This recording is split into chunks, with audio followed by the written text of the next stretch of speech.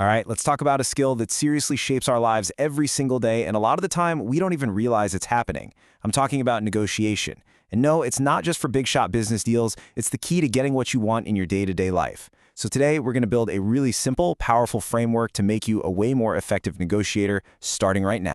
I mean, think about it. We are constantly navigating choices. Are you trying to decide where to go on vacation with your family, figuring out the next step in your career, or maybe, finally asking for that raise you deserve? Negotiation is the tool we use to find the best possible outcome in pretty much every single interaction. So here's our game plan for today. First, we're going to get our heads in the right space by building the right mindset. Then, we'll draft our strategy before we even think about walking into the room. From there, it's all about navigating that tricky mid-game and finally learning how to win the endgame and seal the deal. Okay, first up, adopting the right mindset. Because before you even think about tactics or fancy strategies, the absolute foundation of any successful negotiation is all about how you see the world and the opportunities hiding inside it. This simple mental shift is so incredibly powerful. It's about starting to see every conversation as a potential opportunity. Not for a fight, but for finding a solution that benefits everyone involved.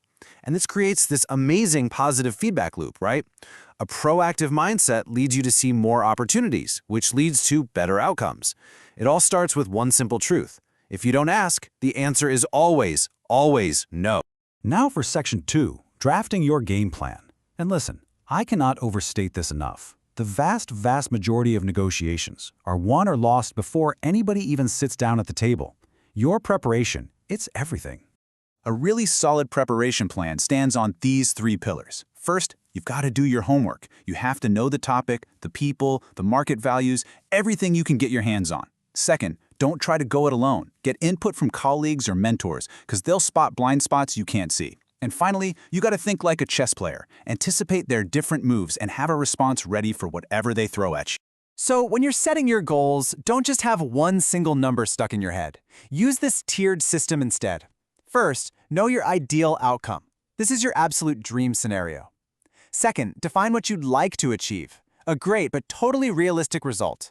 And most important of all, you have to establish your must-achieve bottom line, the point where you are fully prepared to walk away. This structure gives you incredible flexibility once the conversation actually starts.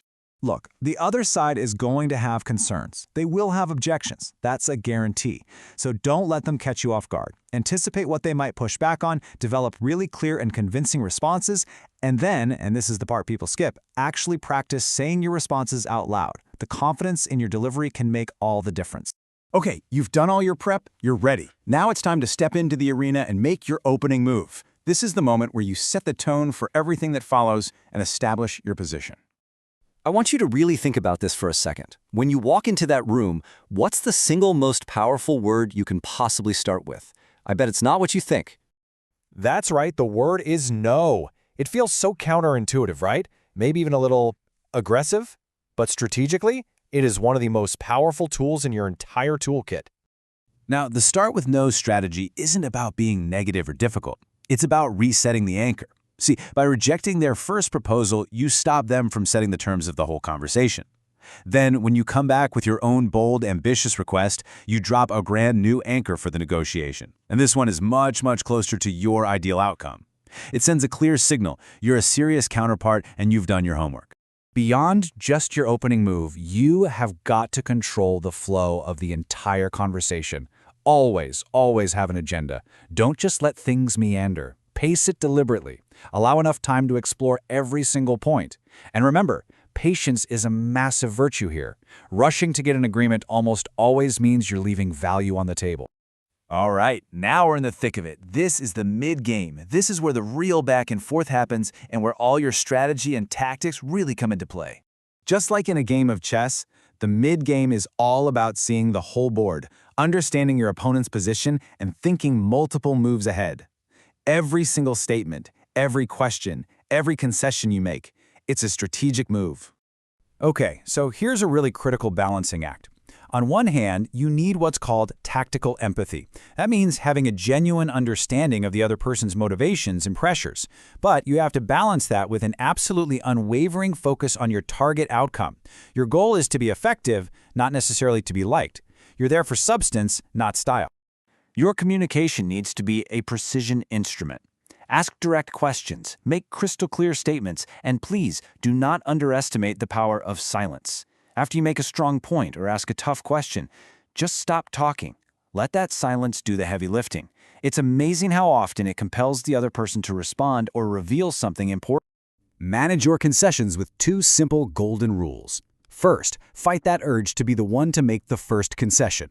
Let them put an offer on the table first. Second, when they do, always reject it. Their first offer is almost never their best offer, and by turning it down, you signal that you expect more. So what happens when you hit a wall? You feel stuck. What do? You deploy organized persistence. Now, this is not just being stubborn. It's having a well-planned strategy to navigate roadblocks. If they say no to your price, maybe you reframe the conversation around payment terms, or you pivot to another point of value. It's about pushing through rejection with a plan, not just repeating the same thing over and over.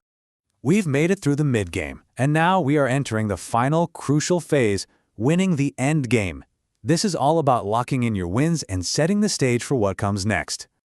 Burn this quote into your brain. It is probably the single most important rule of the endgame.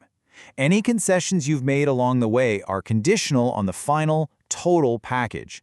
This is what prevents the other party from pocketing all your concessions and then refusing to budge on the last few points. And never forget, a truly great negotiator doesn't just win for today. They build for tomorrow. You should always be aiming for win-win outcomes that create a relationship for future success. Always negotiate with integrity because at the end of the day, your reputation is the most valuable asset you have. Negotiation is a skill. It's not some static talent you're born with. You get better by doing it. So after every negotiation, big or small, take a minute to just reflect. What worked? What didn't work so well? Analyze the outcome, adjust your approach, and apply those new insights the next time you're at the table. And remember, you're not waiting for some huge deal to come along. Your next negotiation could be in an hour from now. It could be at the dinner table tonight. So the only real question is, now that you have this framework, are you ready to see the opportunity and play the game?